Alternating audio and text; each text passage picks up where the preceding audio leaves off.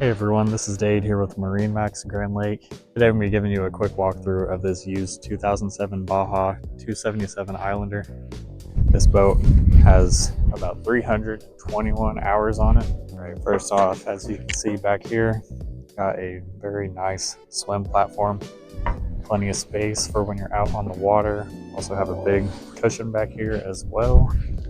All right, making our way into the cockpit. As you can see, bench style seating back here, cup holders on both sides, and that big cushion in the back can lift up. Lots of storage back here. You have got your captain's chair and your co-captain's chair up here, your gauge clusters. You do have some storage right here. Right now the covers are in there, but you can fit a lot of stuff in there, very roomy. Making our way up to the bow, wraparound seating, storage underneath these guys. Plenty of space for all your friends and family out on the water. Now this boat is powered by a Mercruiser 496.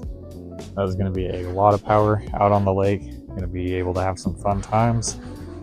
So if you like this boat or anything else you see in our online inventory, feel free to give us a call or stop by MarineMax Grand Lake today.